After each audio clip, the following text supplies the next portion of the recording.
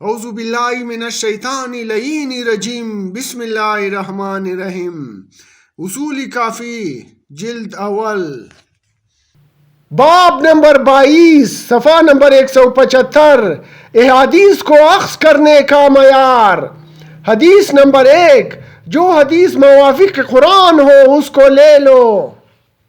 حضرت ابو عبداللہ علیہ السلام فرماتے ہیں کہ رسول خدا صلی اللہ علیہ وآلہ وسلم نے فرمایا، ہر حق کی ایک حقیقت ہے اور ہر ثواب دوستی کے لیے ایک نور ہے، پس جو حدیث میرے خدا کی کتاب کے موافق ہے اس کو اخذ کرو، اور جو کتاب خدا کے مخالف ہو اس کو چھوڑ دو، کیونکہ قرآن ہر حق کی اصل اور ہر ثواب کا نور ہے۔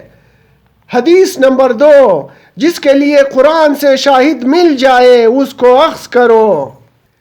حسین بن ابی الحلان علیہ السلام بیان کرتے ہیں کہ ایک مجلس و محفل کے جس میں ابن ابی یافور بھی موجود تھا، اس نے حضرت امام ابو عبداللہ علیہ السلام سے عرض کیا، اختلاف احادیث کے وقت ایک کو اس نے نقل کیا ہے جس پر ہم اعتماد رکھتے ہیں، اور دوسری وہ حدیث ہے جو اول کے مخالف ہے اور اس کو اس نے نقل کیا ہے جس پر ہم اعتماد نہیں رکھتے، تو ان میں سے کس کو اخذ کیا جائے؟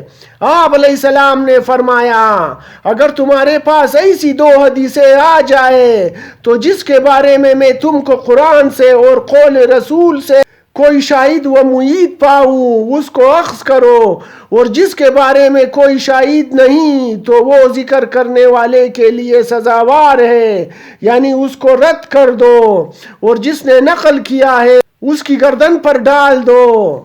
حدیث نمبر 3، ہر چیز کو کتاب خدا اور سنت کی طرف پلٹاؤ۔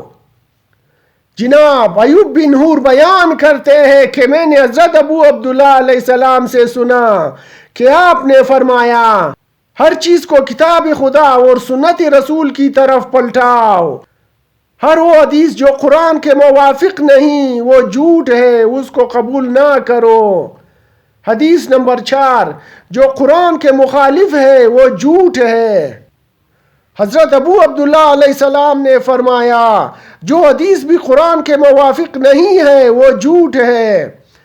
حدیث نمبر 5، جو قرآن کے موافق ہے وہ میرا بیان ہے۔ حضرت ابو عبداللہ علیہ السلام فرماتے ہیں کہ حضرت رسول خدا صلی اللہ علیہ وآلہ وسلم نے لوگوں کو خطاب کرتے ہوئے فرمایا، اے لوگو، میری طرف سے جو حدیث تمہارے پاس آئے وہ قرآن کے موافق ہو تو میری حدیث ہے، میں نے اس کو بیان کیا ہے، اس کو قبول کرو، اور جو قرآن کے مخالف ہے وہ میرا بیان نہیں ہے، میں نے نہیں کہا۔ حدیث نمبر 6، وہ کافر ہے۔ حضرت ابو عبداللہ علیہ السلام فرماتے ہیں کہ حضرت رسول خدا صلی اللہ علیہ وآلہ وسلم نے فرمایا، جو کتاب خدا اور سنت رسول کی مخالفت کرے گا وہ کافر ہے۔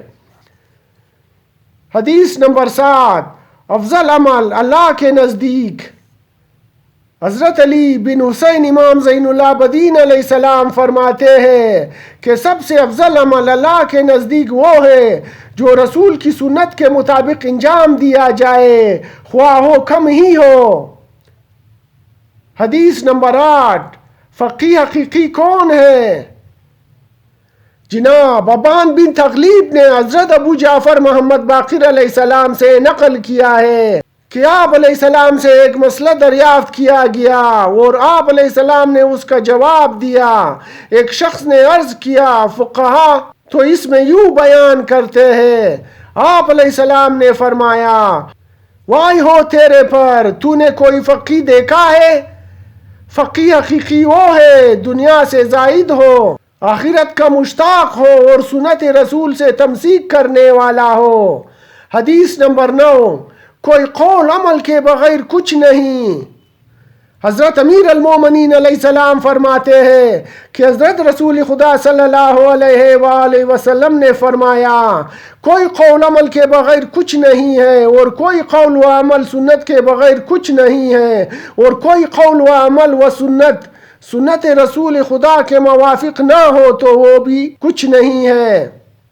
حدیث نمبر 10، جس کی خواہش سنت ہو وہ ہدایت ہے۔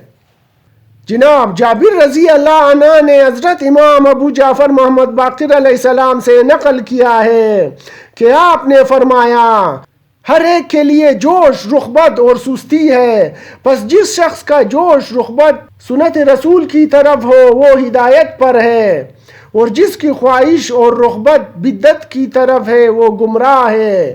حدیث نمبر 11، جو سنت سے تجاوز کرے۔ حضرت امام محمد باقر علیہ السلام فرماتے ہیں کہ جو شخص سنت رسول سے تجاوز کرے اس کے لیے ضروری ہے کہ وہ سنت کی طرف واپس آ جائے۔ حدیث نمبر 12، سنت دو طرح کی ہے۔ حضرت امیر المومنین علیہ السلام فرماتے ہیں کہ سنت دو طرح کی ہے۔ نمبر 1، فرائض میں سنت یعنی واجبات میں سنت ہے اور اس کو اخذ کرنے والا ہدایت پر ہے اور اس کو ترک کرنے والا گمراہ ہے۔ نمبر 2، وہ سنت جو فرائض و واجبات کے علاوہ ہے اس کو اخذ کرنا فضیلت ہے اور اس کو ترک کرنے والا گناہگار نہیں ہوگا، یعنی مستحبات میں سنت مراد ہے۔ کتاب فضل علم تمام ہوگی خدا کے فضل و کرم کے ساتھ۔ الحمدللہ رب العالمین، صلی علی محمد و آلہ طاہرین۔